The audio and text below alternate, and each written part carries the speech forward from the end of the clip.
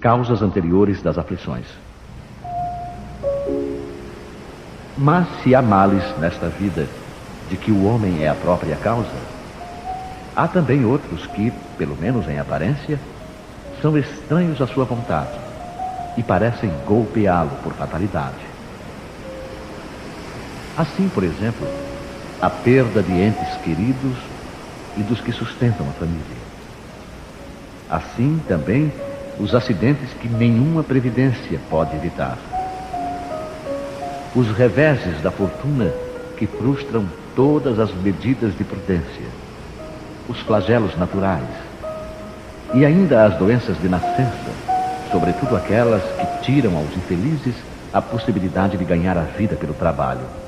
As deformidades, a idiotia, a imbecilidade, etc. Os que nascem nessas condições nada fizeram seguramente nesta vida para merecer uma sorte tão triste, sem possibilidade de compensação, e que eles não puderam evitar, sendo impotentes para modificá-las e ficando à mercê da comiseração pública.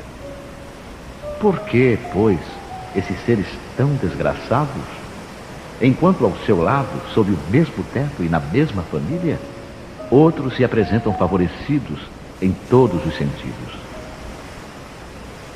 Que dizer, por fim, das crianças que morrem em tenra idade e só conheceram da vida o sofrimento?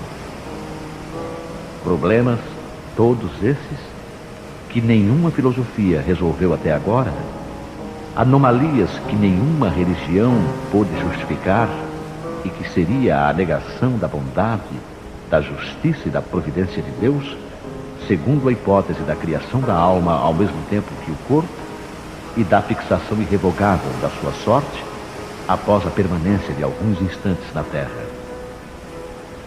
Que fizeram elas, essas almas que acabam de sair das mãos do Criador, para sofrerem tantas misérias no mundo e receberem no futuro uma recompensa ou punição qualquer, se não puderam seguir nem o bem, nem o mal?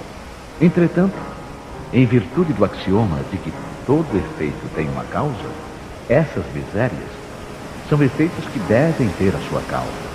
E desde que se admita a existência de um Deus justo, essa causa deve ser justa. Ora, a causa sendo sempre anterior ao efeito, e desde que não se encontra na vida atual, é que pertence a uma existência precedente. Por outro lado, Deus, não podendo punir pelo bem que se fez, nem pelo mal que não se fez, se somos punidos, é que fizemos o mal. E se não fizemos o mal nesta vida, é que o fizemos em outra. Esta é uma alternativa a que não podemos escapar, e pela qual a lógica nos diz de que lado está a justiça de Deus. O homem não é, portanto, punido sempre ou completamente punido na sua existência presente, mas jamais se escapa às consequências de suas faltas. A prosperidade do mal é apenas momentânea. Se ele não expia hoje, expiará amanhã, pois aquele que sofre está sendo submetido à expiação do seu próprio passado. A desgraça que à primeira vista parece imerecida tem a sua razão de ser. E aquele que sofre pode sempre dizer: perdoai-me, Senhor, porque eu pequei. Os sofrimentos produzidos por causas anteriores são sempre, como os decorrentes de causas atuais, uma consequência natural da própria falta cometida. Quer dizer que, em virtude de uma rigorosa justiça distributiva, o homem sofre aquilo que fez os outros sofrerem. Se ele foi duro e desumano, poderá ser tratado com dureza e desumanidade. Se foi orgulhoso, poderá nascer numa condição humilhante. Se foi avarento, egoísta, ou se entregou mal à sua fortuna, poderá ver-se privado do necessário. Se foi mau filho, poderá sofrer com os próprios filhos, e assim por diante.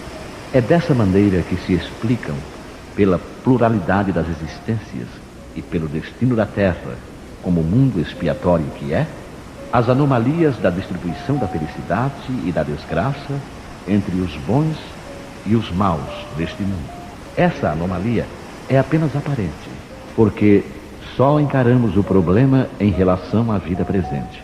Mas quando nos elevamos pelo pensamento, de maneira a abranger uma série de existências, compreendemos que a cada um é dado o que merece, sem prejuízo do que lhe cabe no mundo dos espíritos, e que a justiça de Deus nunca falha. O homem não deve esquecer-se jamais de que está num mundo inferior, onde só é retido pelas suas imperfeições. A cada vicissitude, deve lembrar que se estivesse num mundo mais avançado, não teria de sofrê-la, e que dele depende não voltar a este mundo, desde que trabalhe para se melhorar. As tribulações da vida podem ser impostas aos espíritos endurecidos ou demasiado ignorantes para fazerem uma escolha consciente, mas são livremente escolhidas e aceitas pelos espíritos arrependidos que querem reparar o mal que fizeram e tentar fazer melhor.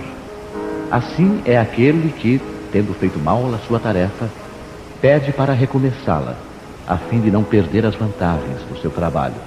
Essas tribulações, portanto, são ao mesmo tempo expiações do passado que castigam e provas para o futuro que preparam. Rendamos graças a Deus que, na sua bondade, concede aos homens a faculdade da reparação e não os condena irremediavelmente pela primeira falta. Não se deve crer, entretanto, que todo o sofrimento por que se passa neste mundo seja necessariamente o indício de uma determinada falta. Trata-se frequentemente de simples provas escolhidas pelo Espírito para acabar a sua purificação e acelerar o seu adiantamento. Assim, a expiação serve sempre de prova, mas a prova nem sempre é expiação. Mas provas e expiações são sempre sinais de uma inferioridade relativa, pois aquele que é perfeito não precisa de ser provado. Um espírito pode, portanto, ter conquistado um certo grau de elevação, mas querendo avançar mais, solicita uma missão, uma tarefa pela qual será tanto mais recompensado se sair vitorioso, quanto mais penosa tiver sido a luta.